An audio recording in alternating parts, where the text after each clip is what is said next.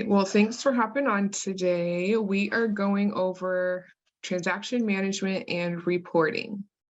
My name's Ariel, here for team trainings. You have the support team as your point of contact. You need them.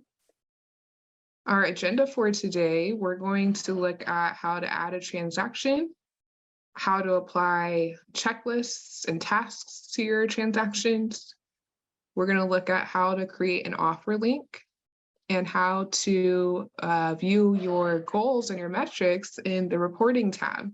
There's lots of data in there that could be really useful in making some tweaks to your approach. There'll be time for Q&A, but if you have any questions, pop them in the chat or stop me, I don't mind. All right, I'm going to share my demo account screen. Oops.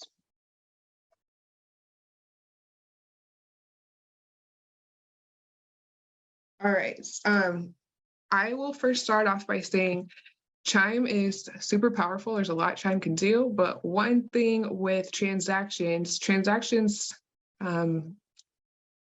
some limitations with the transactions tab, and that's why we integrate with other platforms such as Brokerment that can do everything that you guys need it to do, right? So you're going to want to add your transactions in Chime and send them to Brokerment.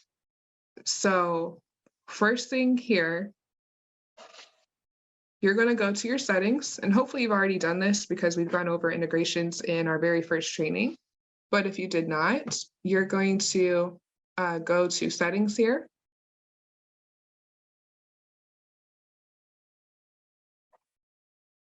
Whoa, what's going on? Oh, weird. Settings, and then under integrations on the left-hand side here, you're going to connect your Brokerment account. So you're going to press connect. It's going to ask for your login credentials, and then you'll be good to go.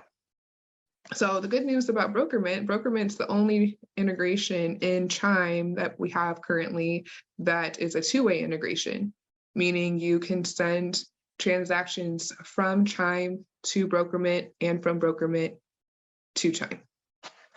If you have, I've never actually connected a Brokerment account because I don't have one. So if you end up coming across something you need help with, there is a Brokerment integration article here that can help you with the steps if you need help with the steps there.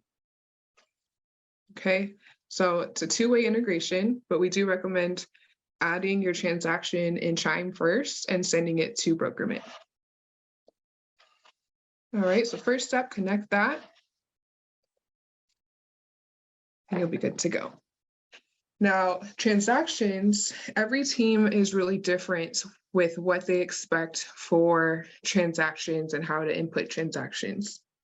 So I will show you like a high-level overview, and admins, you'll want to direct your team on how you specifically want it to be used in Chime. So you already connected your integration, got that out of the way. Now when you're ready to enter a transaction, there's a couple ways to do it.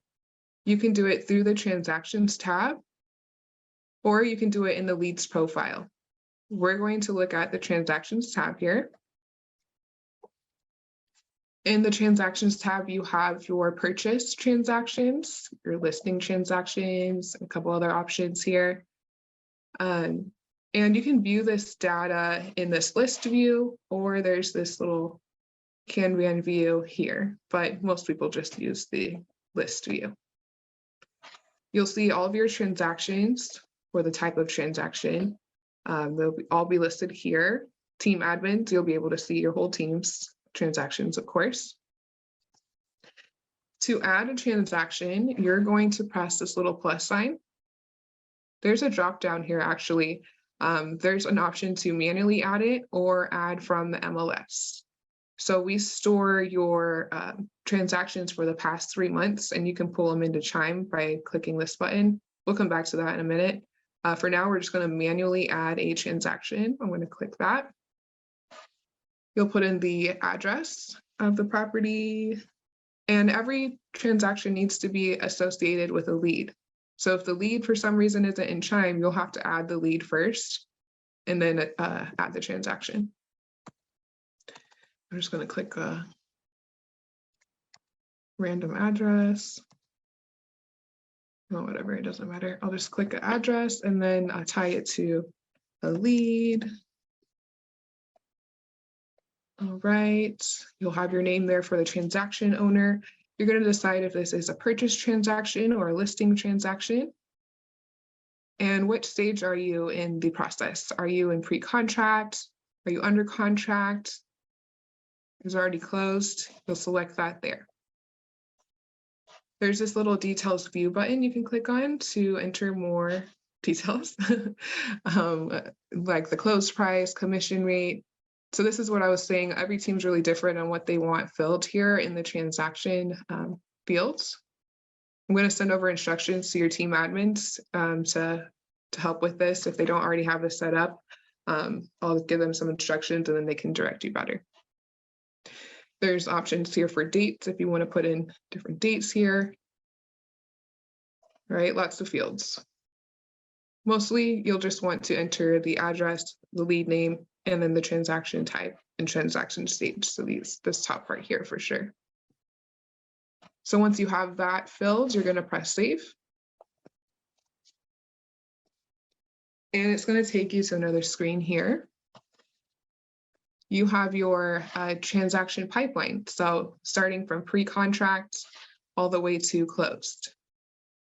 And this here can be determined, yours might look different than mine does. Your team will determine how they want this pipeline to look. Okay, so as you are dealing with that transaction, you'll move it through this pipeline here. Now, from here, you could take this little 3 dots here. Once you connect your Brokerman account, there will be a button right here that says send to Brokerman.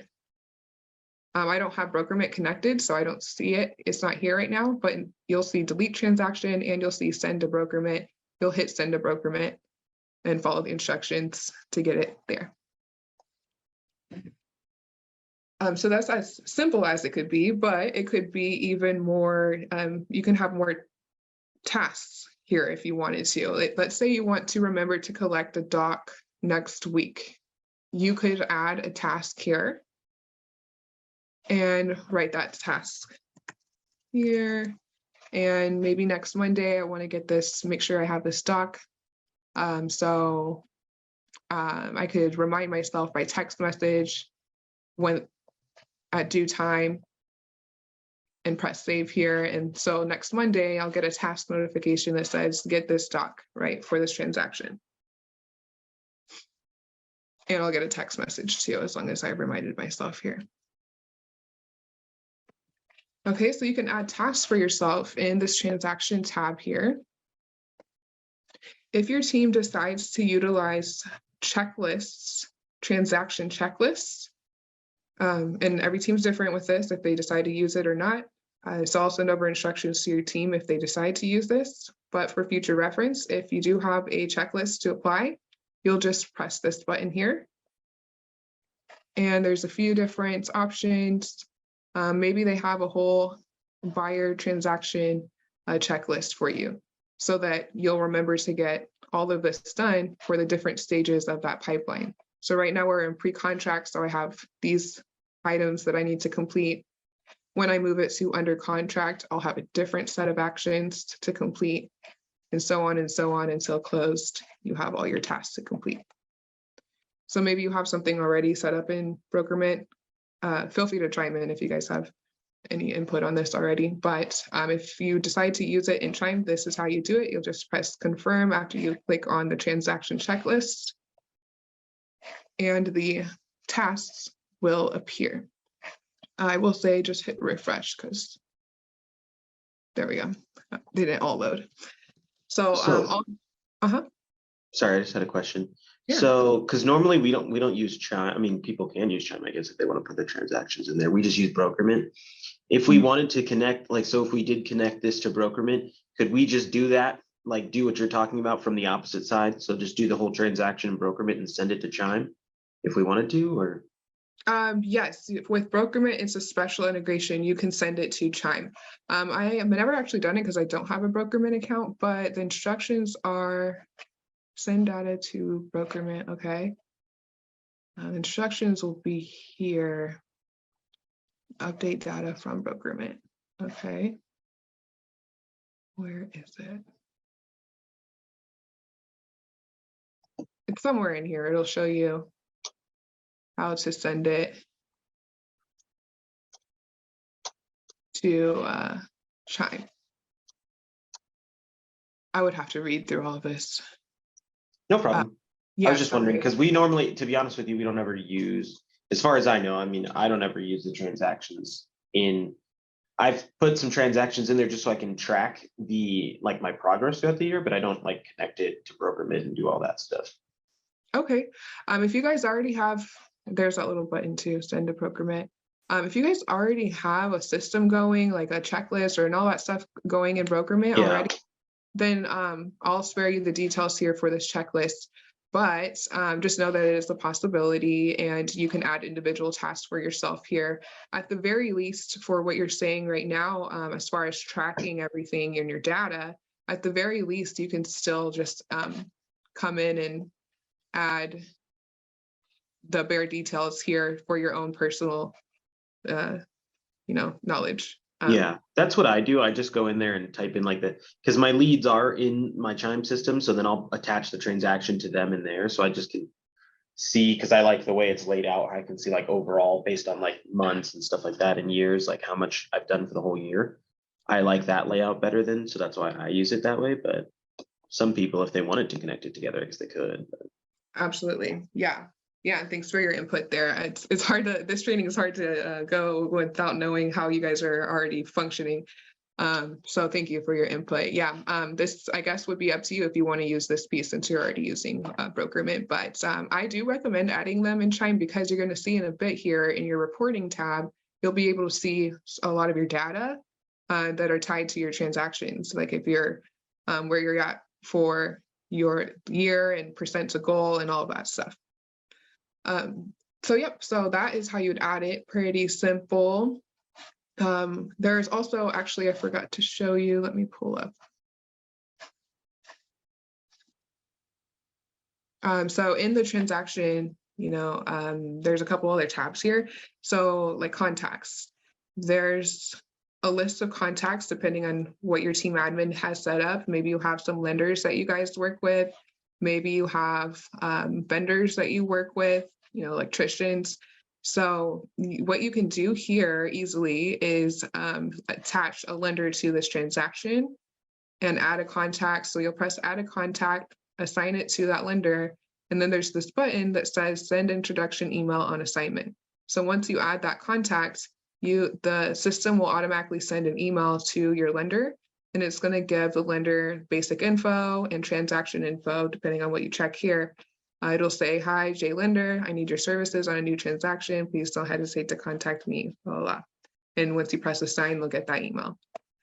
So an easy way to get information over to your lenders and vendors if needed. So that's a feature here if you decide to use that. You can upload documents here if you need to. With listing transactions specifically, you have this offers tab. And some teams use this, some do not, but I'll explain it just so you have it for your knowledge. Looks like there's already an offer link created here, but instead of saying copy, there will say create offer. And what it looks like is this.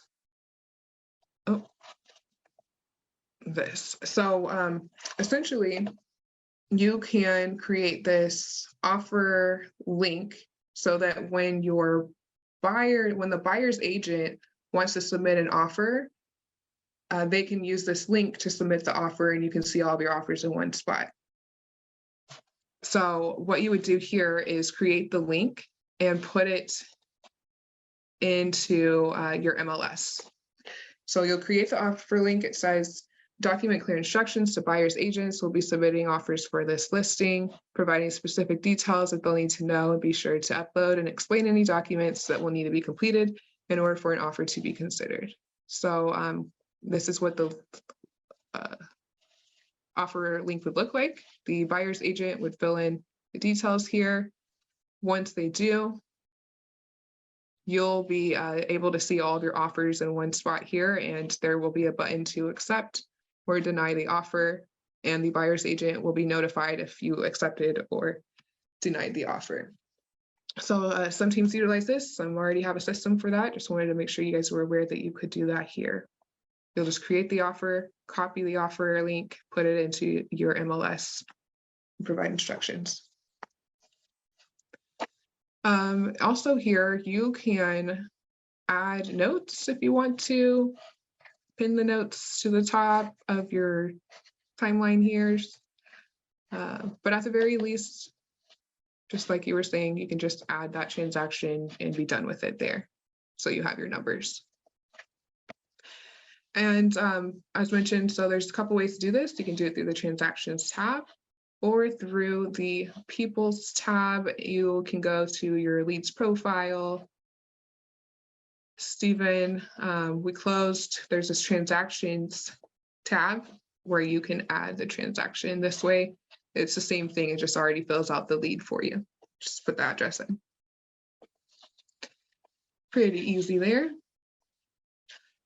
In the Transactions tab too, I mentioned that you could add from MLS. So any transactions you might have from the MLS in the last 3 months, you'll be able to easily just claim them and put them into the system this way.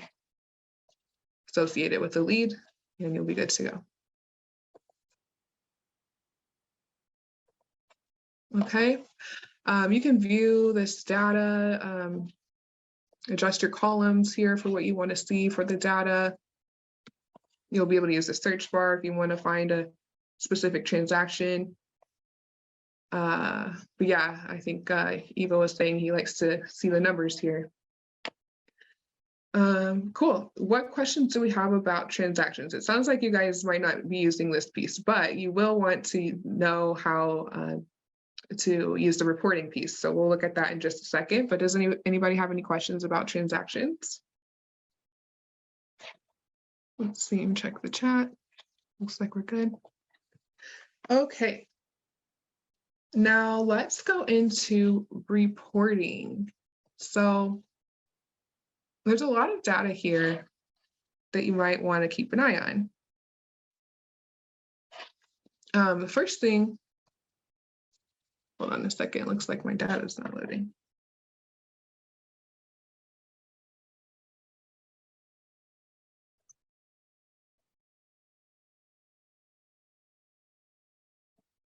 Someone's played with our demo account here.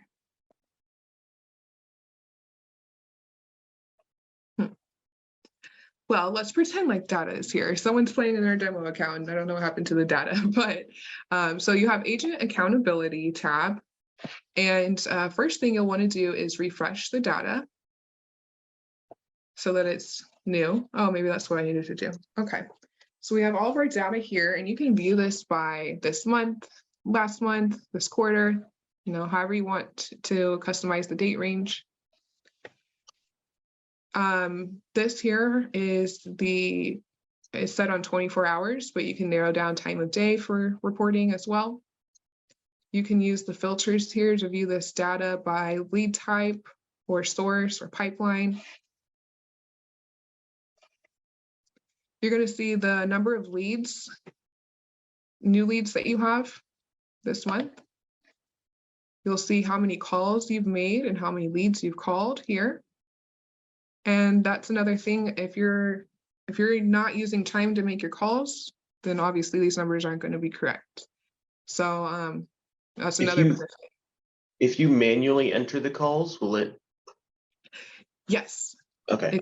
Yes, exactly. Yep, good point. If you manually log the call, it will show here. Emails and texts, you guys should all be using Chime to email, so this should be accurate. You guys all have a text package, so this should be accurate too. It's just the calls. I want to make sure to manually log them. All right, and then contacts made, just a little bar graph here to see how many leads you've connected with. contact rate. So you want this to be as close to 100% as possible, right? You want to make sure you're contacting all of your leads. If this number is low, maybe you need to get them on some kind of property alert or send them a welcome email or get them on a drip campaign. All of your leads should be contacted. And you guys have the AI assistant, so this should be pretty close to 100%. Unless, if this is low, maybe you imported a bunch of leads from like a CSV import and you haven't connected with them yet, then that would affect these numbers. So make sure to, even those that you've imported in your sphere, send them a welcome email, get some kind of touch on them so that they have your contact details. All right, so contact rate, we want this to be high. Response time, we want to be low, right? We don't want high response times. We want to be able to quickly respond to your leads. You know, leads, they're evaluating lots of options. There's a lot of competitors out there. So you want to make sure that you're connecting with these leads pretty quickly. You're going to notice that some of these bars are blue. That means you're above the team average.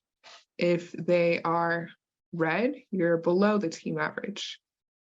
Agents, you guys will only see your own contacts or your own data here. Team admins, you'll see the whole team, of course. Agents, when you're looking at your data, there will be a ranking number and it'll show you what you're ranked at in comparison to the rest of the team. It doesn't show you the rest of the team's numbers, it just shows you where you're ranked. Take that with a grain of salt. Maybe you have agents that are just part-time, so it's hard to compare, you know, in those situations, but just know that you'll only see your own data here. So response time, we want that low. We want to be able to quickly connect, speed to lead. Call connect rate here. This is how many times have you actually connected with that lead when you called them. So maybe if this number is low, maybe you're making your calls in the mornings and you need to try making them in the afternoons. Okay, so use the data to help you make tweaks to your approach. Email open rate. So I did a Google search recently to figure out what the industry average should be for email open rates. And it should be around 27% is what I've found. The numbers range, so, you know, do your own research there. But if you have a low email open rate, maybe you're not sending catchy subject lines and people aren't opening them because of that. So team admins, if you can see everybody's data and you see that one agent has a really high email open rate, maybe reach out to that agent and see what they're doing. Maybe they have like a special smart plan campaign going out with some catchy subject lines. Okay, so lots of good data here. We're going to hop into email accountability.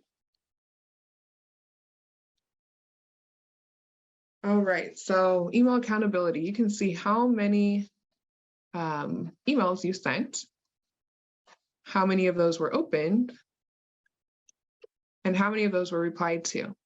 Hopefully your number is not 0. This is just our test account, of course. And I can tell here that I have sent 82% less emails this month so far compared to the previous month. So did I run a huge campaign last month, or am I slacking on my emails this month? You know, use this data here to make some tweaks. This bounce rate and unsubscribed number, this is something to keep an eye on from time to time. Bounce rates, there's so many reasons why your emails can bounce. You're sending out tons of emails all the time. And if your emails, if the email addresses you're sending to are invalid, then you're going to have a high bounce rate. And when you have a high bounce rate, you end up in email jail. Basically, they suspend your email account. Not us at Chime, we don't do that. It's your internet or your email service provider can actually put you into a suspension period because they're noticing that you're bouncing a ton of emails. So very important to make sure that your data is clean and clear. Make sure your emails are valid before you send out mass email communications. There is a whole article that talks about bounced emails and what goes into that. There's so many different factors. So if you have a high bounce rate, definitely just something to keep an eye on to make sure that your data is clean before you're sending emails. What if mine says 100%? What does that mean? 100%. Is it green or red? It's green. What number is showing there? 4. Oh, that's a low number. Okay. Yeah, 4, that's not bad at all. And I noticed that the numbers kind of look weird here for bounce specifically. Let me see if it explains it. Somewhere is calculated based on the number of sent emails like bounce. Yeah, 4, that's nothing. I wouldn't worry about that. Okay. That doesn't happen very often. This really only happens if you're sending out like hundreds of emails in one day, or if you uploaded a new lead list and the emails aren't valid. That's when I've seen that, but it doesn't happen very often. And if it does happen, reach out to support and see if they can help you figure out what's going on. It might be something you have to connect with your email provider about to resolve. So lots of things go into that. But I also have another question, but we can save it for the end because it's not technically related to this. Okay, sure. Yeah, definitely let me know. Kind of related to the emails. Kind of. Okay, we'll come back to it. Unsubscribes, if this number is high, that means that people are unsubscribing, right? So what can we do to make sure that people aren't unsubscribing? Well, one of the things is in your property alerts, when leads come to your site and they're doing a search. What is going on? When leads are coming to your site and they're doing a search, buyer leads specifically, they're going to get property alerts, right? Based off of their search criteria. And if you have these alerts going out every single day, that might be too much.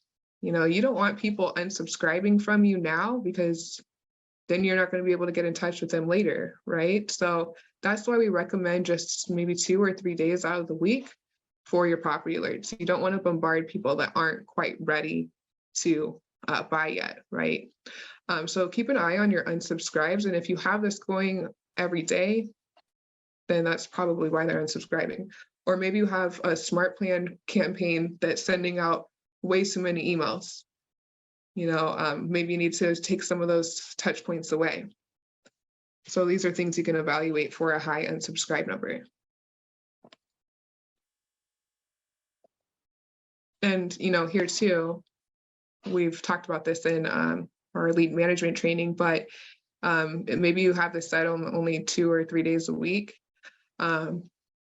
You can, of course, adjust the property alert for a specific client if you do have a hot lead that really needs alerts every day.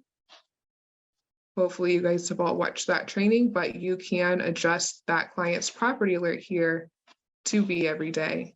Let me show you that again. Once you set your criteria, there is on the bottom here, you could have this set every day for this specific client without adjusting all of the settings. Okay, so hope that makes sense there for unsubscribes. There's a little graph here you can look at for visuals, how many's been opened and replied to. And then team admins will be able to evaluate email performance by agent here. Oh, and always make sure your data is refreshed before you start evaluating data, of course. Okay, so email accountability. Let's see, let's jump into summary. So your team admins can put in goals for you. I'm not sure if they've done that for you guys yet, but if someone's on the line that can handle that, you'll set the goals here for the agents.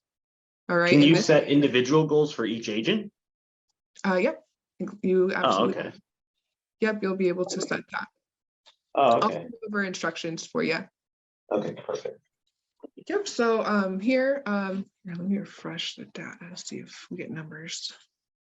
But this is where you're going to see any of those transactions you entered, you're going to be able to see the data here. Looks like I just don't have anything loading right now, but your volume, how many closes you have, your revenue, all that.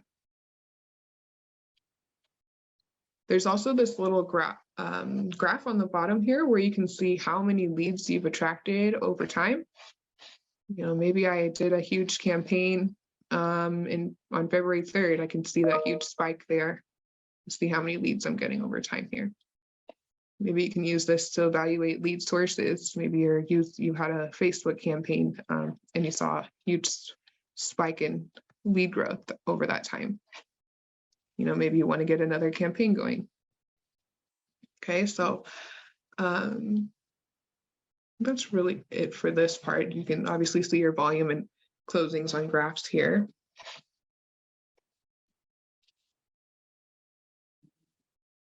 In this performance by agent, there's this funnel analysis section that might be useful. You can see where your leads are getting stuck at. So it looks like Andrew has 5 leads, 4 of those moved to attempted contact, 3 of those moved here, and so on until 1 was closed. So you can see your conversion rate, how many leads you're getting and how many you closed. Okay, and team admins, you'll be able to compare these numbers to the rest of the team. Now, let's say I notice I have a good amount stuck in the new lead section. Well, that means you're not moving the leads through the pipeline, right? So we don't want anything just sitting there stuck in the new leads pipeline. Of course, you want to be working those leads. And maybe you've set up a smart plan that triggers based off of where they are in the pipeline. You know, obviously it's all based on how you set up your smart plans. So watch smart plan training if you haven't watched that already. But maybe you have a smart plan that triggers an attempted contact, a whole email and text drip campaign that automatically will set off once you move that lead to this pipeline. So you can use this little section here to evaluate your data and make sure you're moving those leads through the pipeline. Okay, that's all I really want to show you here. If you were running a lead gen campaign with us through Chime, you would have a lead gen section here where you can evaluate your campaign. I don't have one going on this account, so I don't see it here, but team admins, you're going to have this sourced button. Agents won't have this, but this is for team admins where you can run a report for the different sources for your leads, and you can evaluate your lead flow from those different sources. I won't go into all that now just because that's an admin thing, but I'll send over instructions. Site traffic. All right, so site traffic, this is going to give you an overview of how many visitors you're driving to your website. Sorry, 1 second.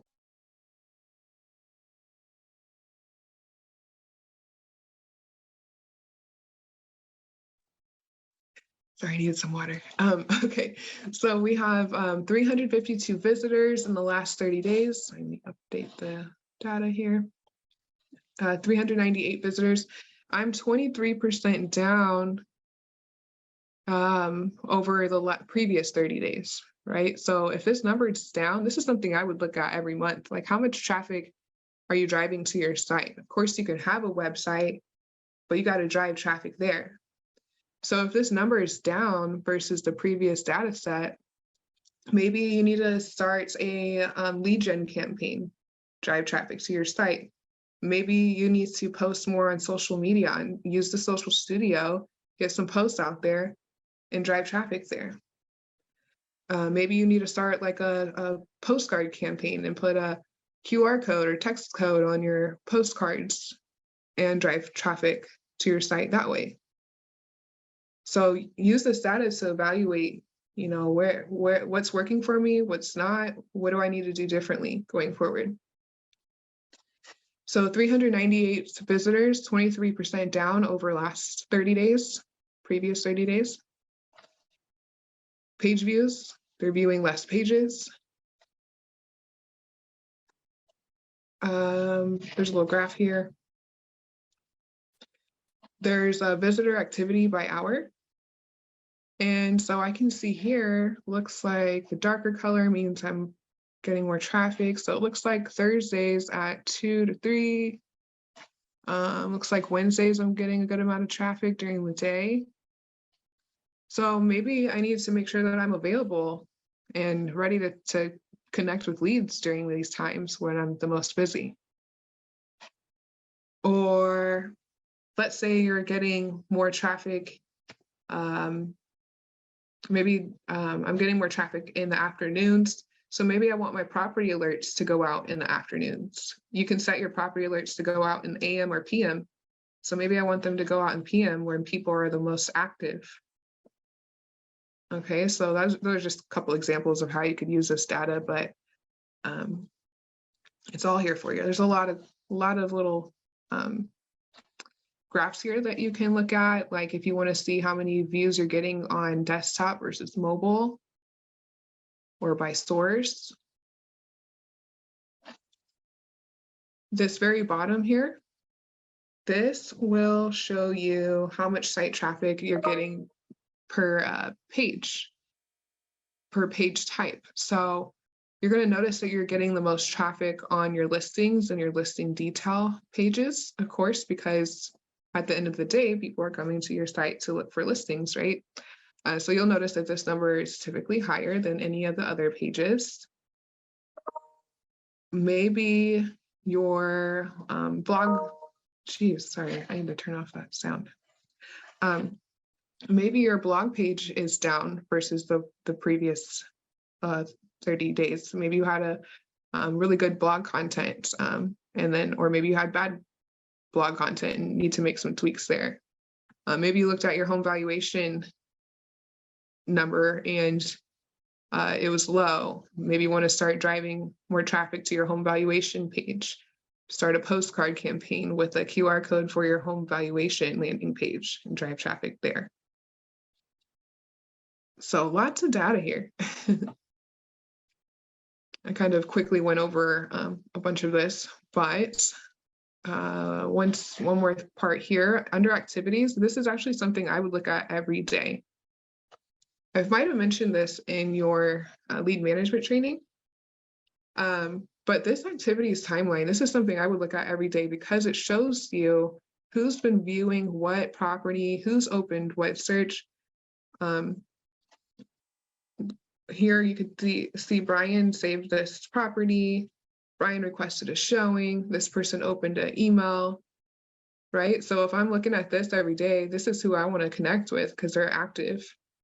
They're active on your site. You can view this activity by timelines here, or maybe I just want to see all of the searches. I could do that this way, but it's in real time. So 4 minutes ago, an hour ago, Brian saved these properties. Let me reach out to Brian and see what we can make happen here. Maybe he wants to schedule some showings. Right, so definitely use this activities timeline. I would look at it every day.